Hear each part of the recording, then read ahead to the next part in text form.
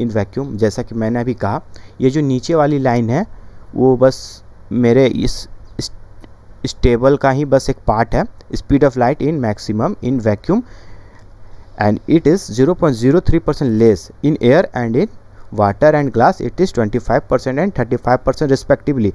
ये जो 25-35% है फ्रेंड्स, ये जो वैल्यू है इससे कंसिडर किया गया है, ये जो वैल्यू है इससे कंसिडर किया गया है, ठीक है। तो चलिए अगले स्लाइड्स में चलते हैं। तो लास्ट स्लाइड है ये मेरे अगले वीडियोस का, ये है जो आप लोगों का टॉपिक रहेगा जो अगले वीडियो से, फेनोमेनन ऑफ लाइट। जिससे कि जो लाइट है वो बहुत तरह की प्रॉपर्टीज़ है, शो करती है, ठीक है। एक रिफ्लेक्शन हो गया तो वो सेम मीडियम में हुआ, अगर bending of light same medium में आया, मतलब जैसे देखिए आप देखते हैं मिरर देख रहे हैं, ठीक है, मिरर देख रहे हैं तो वो क्या हो रहा है, आप मिरर है सामने, मिरर रखा हुआ आप देख रहे हैं उसे, आपको लाइट विजिबल हो रहा है, आपको अपना चेहरा विजिबल हो रहा है, तो क्या वो रिफ्लेक्शन का एक एग्जांपल हो गया। तो अगले टॉपिक पे हम यहाँ पे रिफ्लेक्शन को कवर करेंगे फ्रेंड्स, देख सकते हैं नंबर 1 पे, ठीक है। और ये जो है सेकेंड टॉपिक हो जाएगी हमारी डिफ्रैक्शन ऑफ लाइट रहेगी, ठीक है। ये दोनों वीडियोज़ में एक ही टॉपिक पे कवर करूँगा, ठीक है। रिफ्लेक्शन ऑफ लाइट और रिफ्रैक्शन ऑफ लाइट ये दोनों मैंने सेम टॉपिक पे ही कवर किया है, ठीक है, सेम वीडियोज़ में ही कवर किया है, ठीक है। और थर्ड जो रहेगा रिफ्रैक्शन ऑफ लाइट, इसमें जो रिफ्लेक्शन ऑफ लाइट में है उसमें मैं आपको कैलिडोस्कोप और पेरिस्कोप के बारे में भी कुछ बताऊंगा, स्फेरिकल मिरर्स वगैरह, मिरर जितने भी तरह के मिरर, मैग्नीफिकेशन, कहाँ इमेज बनती है, कहाँ पे ऑब्जेक्ट रहती है, सारा कुछ मैं उस पर डिस्कस करूँगा। सेम रिफ्रैक्शन ऑफ लाइट में भी मैं उसी तरह डिस्कशन करूँगा। रिफ्रैक्शन ऑफ लाइट में मैं total internal reflection of light और refraction of light through a lens, ये तीनों टॉपिक मैं सेम वीडियो में कवर करूँगा, क्योंकि ये तीनों टॉपिक लेंस से रिलेटेड है, ठीक है। और मेरा उसके बाद का टॉपिक डिस्पर्शन ऑफ लाइट रहेगा, उसके बाद इंटरफेरेंस ऑफ लाइट रहेगा, स्कैटरिंग ऑफ लाइट रहेगा, जिससे मतलब आप लोग देखते होंगे कि अब पानी, जैसे बारिश हुई, बारिश होने के तुरंत बाद आप देखते होंगे कि रेनबो आया, तो रेनबो में प्राइमरी रेनबो क्या होती है, सेकेंडरी रेनबो क्या होती है, वो सब मैं डिफाइन सारे कुछ बताऊँगा। और ये जो ह्यूमन आई है, ह्यूमन आई जैसे आप बहुत सारे बीमारी या फिर बहुत तरह की बीमारी, क्या बोलूँ, जो आँख में प्रॉब्लम आई, ठीक है, तो इमेज कहाँ फॉर्मेशन हो रहा है, क्यों ऐसा प्रॉब्लम आ रहा है, ठीक है। मायोपिया, प्रेस बायोपिया, हाइपरमेट्रोपिया, सारा मैं यहाँ पे एक्सप्लेन करूँगा। और कुछ जो फैक्ट्स है कुछ, ठीक है, वो जो कुछ फैक्ट्स है, कुछ फैक्ट्स रिलेटेड हैं, मैं एक्स्ट्रा मिसलेनियस फैक्ट्स को भी मैं यहाँ पे जो एग्ज़ाम पर्सपेक्टिव से हमारे रेलवे एनटीपीसी की एग्ज़ाम आ रही है उसके लिए जो इम्पोर्टेंट है वो सारे फैक्ट्स मैं यहाँ पे आपको बताऊँगा और कुछ ट्रिक भी दूंगा जिससे आपको आने वाली वीडियोज़ में और याद करने में थोड़ी आसानी हो। ठीक है फ्रेंड्स, तो मिलता हूँ अगले वीडियोज़ में रिफ्लेक्शन ऑफ लाइट की। कल मिलता हूँ अगले वीडियोज़ में रिफ्लेक्शन ऑफ लाइट स्टार्ट करके। ओके, तब तक के लिए बाय, जय हिंद, जय भारत।